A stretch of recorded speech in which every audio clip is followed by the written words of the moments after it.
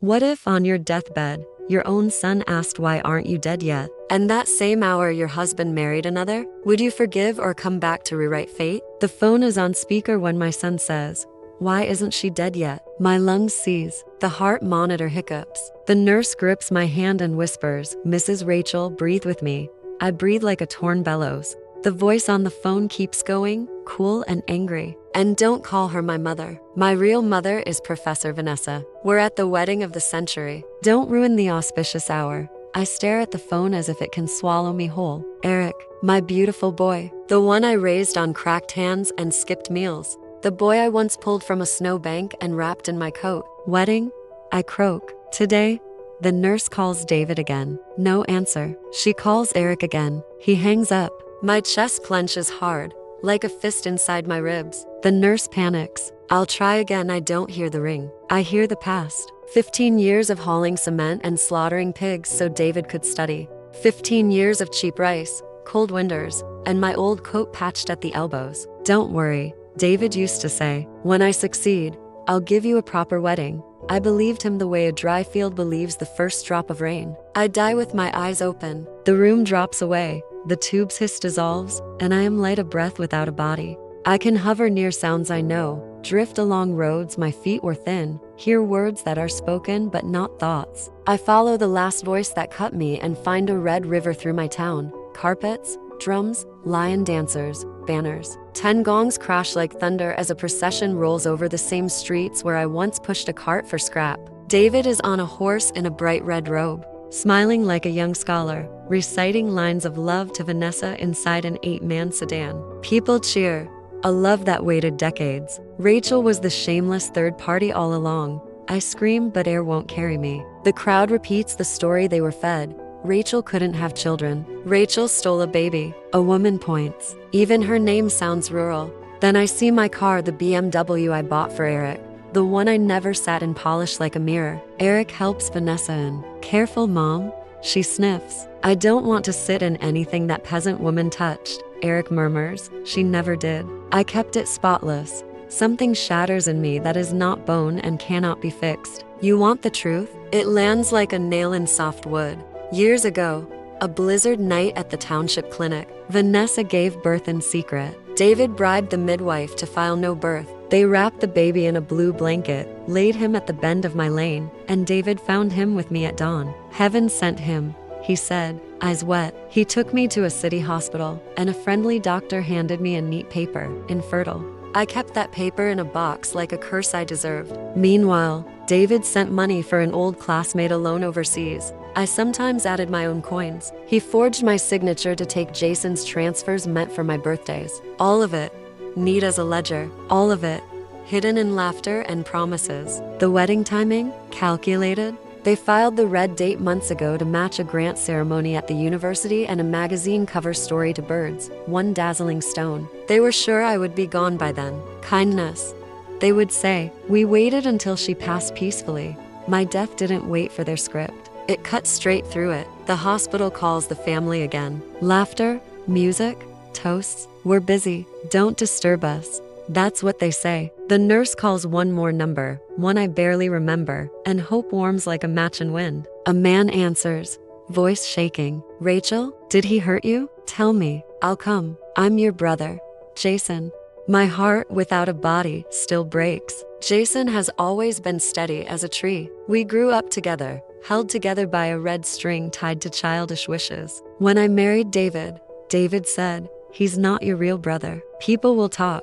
I cut Jason away like throwing a good knife into a river. Yet he always called on my birthday. He always sent money. David intercepted every coin. Jason arrives at the ward like a storm blown old and stubborn. A cane in one hand, breath ragged from running, eyes clear enough to split rock. He lifts the sheet corner, closes my eyes with gentle fingers, and sinks to the floor. "I thought leaving you in peace was love," he whispers, voice ruined. "I was wrong." He coughs red into a cloth. He presses a wrapped bundle into the nurse's hands. Buy her a proper grave.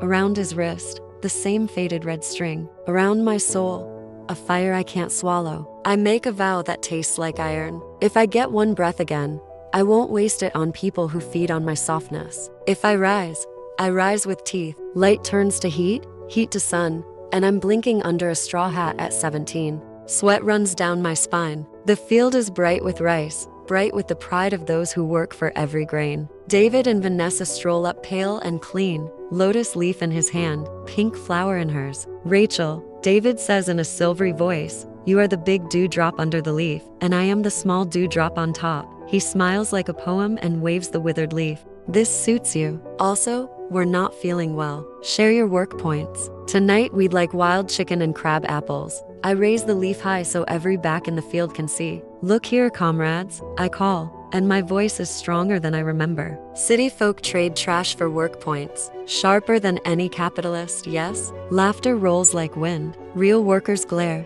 We sweat until we're mud, someone says, and they're pale as silk. Vanessa flutters. Rachel, don't be cruel. I stagger, coughing a bright spit of blood down my chin. Gasps. David recoils. Vanessa steps back. Strong hands wrap my waist, the only hands that ever catch me without asking. Jason. He lifts me as if I weigh nothing. His jaw is tight, his shirt soaked from honest work. Where does it hurt? He asks. His voice is a low drum. She's breaking because she carries others' loads, he tells the crowd. That stops today. The field listens. Andy with the loudest voice points her hoe at David. Pale boys who flirt by the pond aren't husbands. I nod and taste my own salt. No more sharing points, I say. No more free meals. Earn your own or go hungry.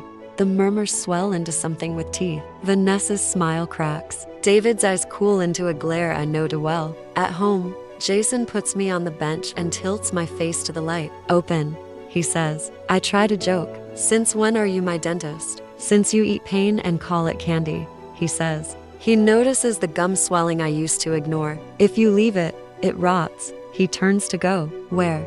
I ask. To bring you strength, he says without looking back. His ears burn red. The mountain behind the village is full of snakes and bad luck. In my last life, he broke his leg there because of me. Not this time. I follow. Night folds around the reeds like a secret. We hear them first, Vanessa's whisper. David's laugh. Coax her. Vanessa purrs. She's your little dog. She'll beg to give us a room. She loves me, David says, smug and soft. She'll do anything. I pick up a heavy root with both hands and glance at Jason. He touches his nose, a private grin, permission granted. The root falls. The reeds crash. I hit fast and wild, not caring who's who. Hair yanks. Cheeks sting under my palm. They scramble half-dressed, shrieking in whispers and running blind into the dark. My rage cools to trembling. Jason kneels. I'll carry you, he says, and doesn't wait for pride to answer. On his back under a sky sharp with stars, I make a wish I won't speak. My cheek against his shoulder smells like sun and smoke. What did you wish for? He breathes. Snowflake cream, I say, and laugh at myself. To wish for a jar of face cream when your whole life is on fire, only I would do that. He says, very quietly, got it. Morning brings buns and an old friend with a sharp tongue. Angela shoves 2 pork and fermented bean buns into my hands and glares at Jason like he has stolen the sun. Eat, foolish girl. She snaps at me. Stop starving to feed those to white-eyed wolves. I bite. It's salty and perfect. You're still my sister, I tell her. Her eyes wet fast, then harden. Then prove it. I do, by inviting her to dinner, by letting her see me choose myself. Evening. The yard fills with smells that make even the wind hungry. Pheasant with fresh chili, greens with garlic, tofu braised deep. My parents sit, curious. Jason tends the fire, quiet. David and Vanessa appear at the gate as if plates will slide to them by magic. Not our taste, David sniffs, but acceptable. 4 eggs and 2 bowls of rice for us. When will you pay for the last year? I ask mildly. He flinches. You never asked a price. 7 mao a day, more than a year. 300 yuan. Pay. Numbers turn his face gray. Vanessa's hand goes to her blouse, then to her pride, then back to her blouse. She throws a thick roll at my feet. Happy now? Ecstatic, I say, and lift a broom. The bristles sing. They jump back. The neighbor across the wall lobs chicken bones over. For pride like yours, she cackles. Bones will do. That night, my mother pours a tiny glass of saved New Year liquor for my father, another for herself, and after a long look, one for Jason. Our future son-in-law should taste joy, my father says. Jason's ears go scarlet. His eyes meet mine, steady as a promise. I blink first. I sleep with the money under my pillow and wake with a plan under my skin. I will earn in daylight and study at night. I will find the midwife who buried my truth in snow. I will collect every paper they forged and every lie they sold. And when the day comes, I will bring it all into the sun. I wake with a ledger in my head and a knife in my smile. Money first, truth next. I set up the sewing machine on our porch, thread humming like a small brave engine, and announce to the village, custom clothes, pay when pleased. The first dress fits like a secret, and the yard erupts. Orders stack, fabric piles. Angela moves beside me, fast hands, fierce grin, our old friendship mended with scissors and thread. Every coin I earn is a brick under my feet. I am building a staircase out of poverty and out of them. Confidence is a drug, and I take it in careful doses. When the hum slows, I study. At dusk, I copy formulas by lamplight. At night, I whisper essays until they feel like songs. Jason sits across the table with a medical text that looks like a wall. He doesn't talk much, his eyes do it for him. When I rub my temples, he pushes a cup of mulberry tea across the wood. For your head, he says. For your heart. I answer without thinking. He looks away quickly, ears flushing. My mother notices the red and hides a smile in her sleeve.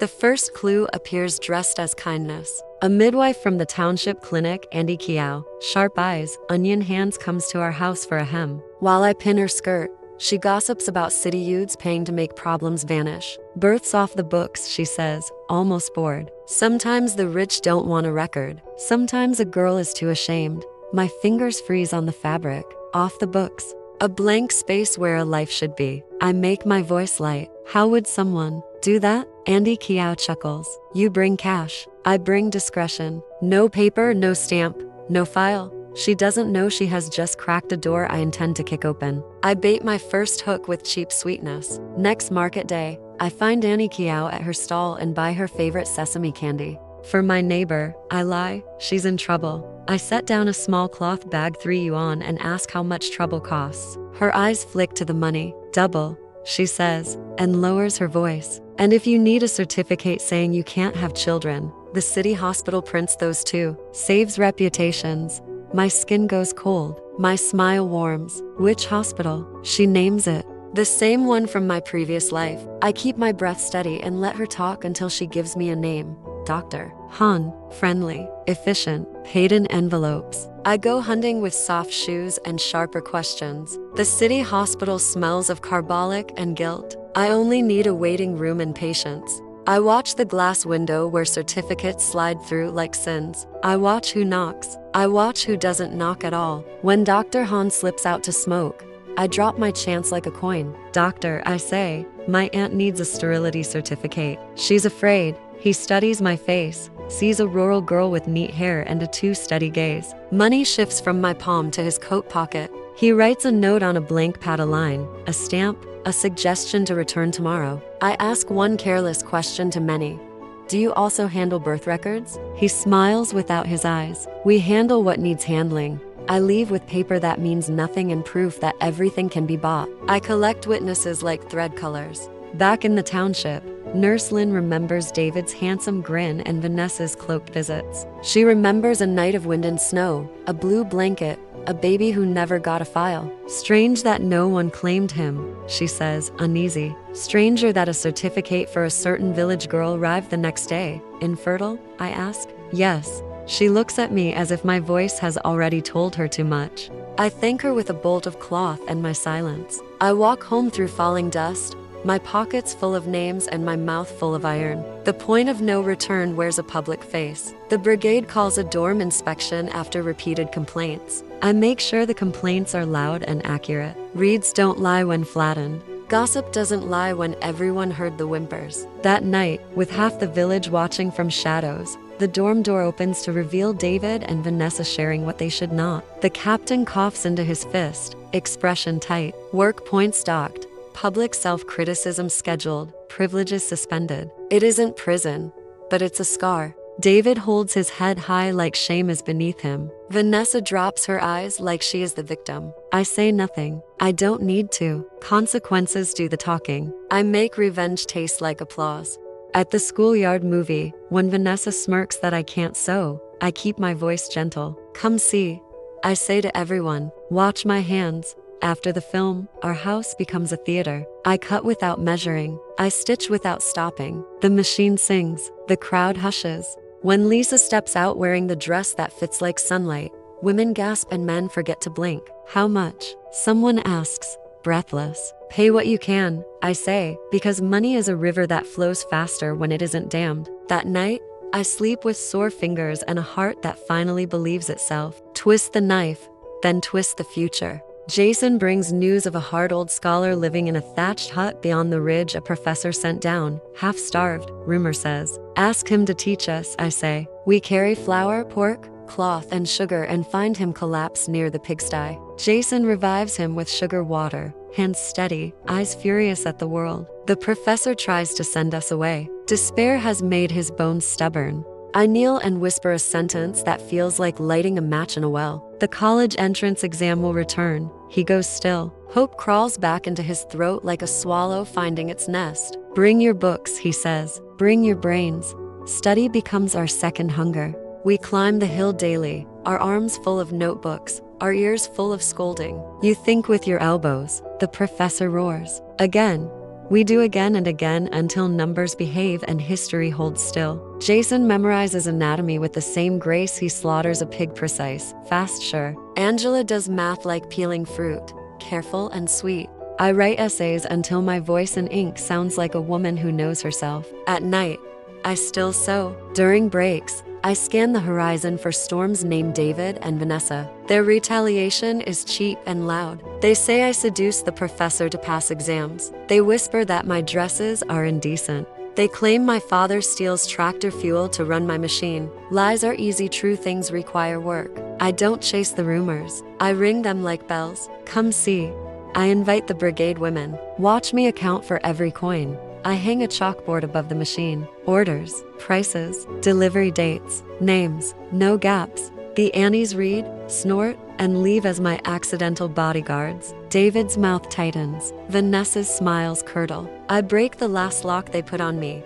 Fear of paper. In town, I visit a copy clerk who knows stamps like priests know sins. For 2 yuan and a fresh bun. He teaches me the differences between a real clinic seal and a glutton's fake. He lets me only look at the registry book's empty spaces. Sometimes he says softly, no line means someone paid for silence. I don't touch the book. I memorize the spread, December storms, to births, 1 line missing. I walk out whispering the date over and over until it sits under my tongue like a seed. The announcement slams into the village like a drum. Registration open. Workers, peasants, soldiers, educated youth. If you reach high school level, you may sit the national exam. Loudspeakers crackle, the earth tilts, people cheer and panic. 4 months. 4 months to pull entire schools out of our skulls. I run home and stack books like a wall and a door. We're doing this.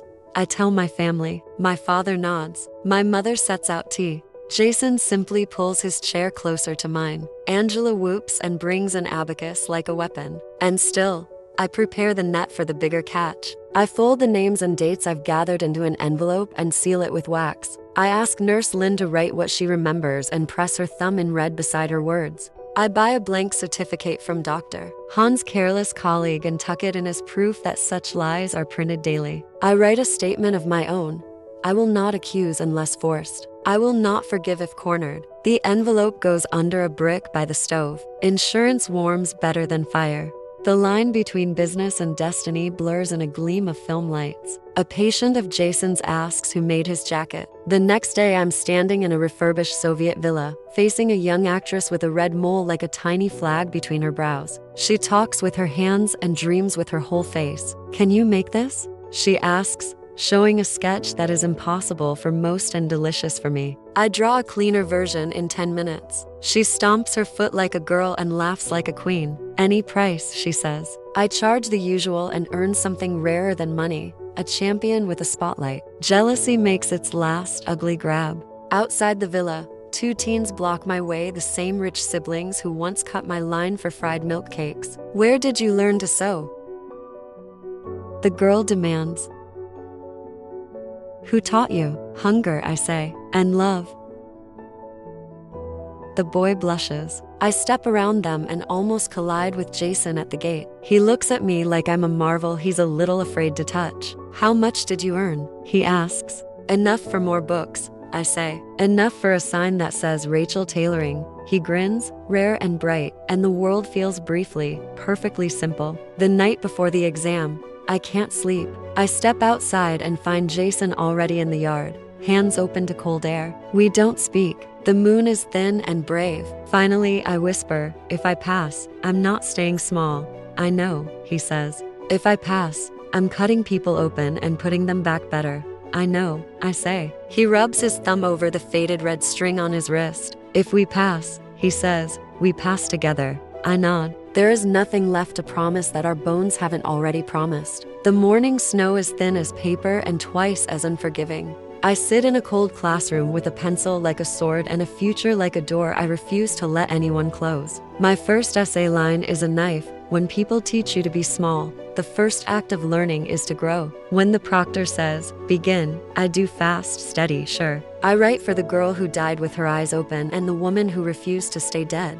I write for the boy with red ears and the friend with mismatched eyelids and the mother who kept a house warm on nothing but steam. When the exam ends, I don't feel relief. I feel aim. I walk out under a sky that looks newly washed and know what comes next. University letters, a train to Beijing, a ruined factory that will become a brand, a hospital not for secrets but for healing, a public reckoning where I hold up paper and look them in the eye. I am not done. I am only now dangerous. The envelope under our stove was my bomb. Admission letters arrived like thunder, me for fashion design, Jason for surgery, Angela for finance. We packed our lives into the trunks and a red string, then rode a rattling train to Beijing. Jason's birth name surfaced with the city's dust, Zunian. Heir to a family of physicians who pretended not to know him, they tossed us a derelict workshop with a leaking roof and a small compensation, like a tip to a stray. I took it anyway. I can grow forests from splinters. The first dress I sold in Beijing paid for new needles. A young actress with a red mole between her brows wore my blouse in a small film and the city looked twice. Orders multiplied, not by magic but by calluses. I kept my prices honest and my promises public. Rachel Tailoring became a whisper on tram cars and a shout in market lines. Jason stitched people back together in a teaching hospital and came home with tired eyes and hands that still shook when he spoke about saving a child. The day I lit the fuse, I wore my simplest dress. David resurfaced at a university awards ceremony. Smooth voice, newer suit, same pride. Vanessa stood beside him in a silk that looked borrowed. Their plan was familiar. Smear me as a cheat, call my designs immoral, whisper to suppliers that I use black market cloth. They wanted me small again. I walked into their light with my brick-warm envelope and a steady breath. I chose a microphone the way you pick a lock. "Professor David," I said, voice carrying. "This is a request for a public correction." I broke the seal. Nurse Lynn's signed statement, a winter night, a blue blanket, a baby carried out without a file, a copy of a blank sterility certificate, stamped cheap, the clinic ledger page number and date, a line missing where a life should have been. The crowd shifted. The dean frowned. The room found its spine. Vanessa blanched, then reached for outrage and came up empty. David's smile stuck to his teeth. The consequences were not flames, they were ice. An internal investigation opened quietly and stayed cold. The midwife lost her post. Dr. Han's colleague folded under questions. Dr. Han resigned before they came to his door. Vanessa was reassigned to a desk without students. David's title thinned to lecturer pending review. There were no handcuffs. No headlines, there were doors that didn't open anymore. It was not the revenge of fairy tales. It was the justice of paper. Eric found me before I found him. He arrived with the blue blanket I knew too well, his eyes swollen with a boy's pride and a man's fear.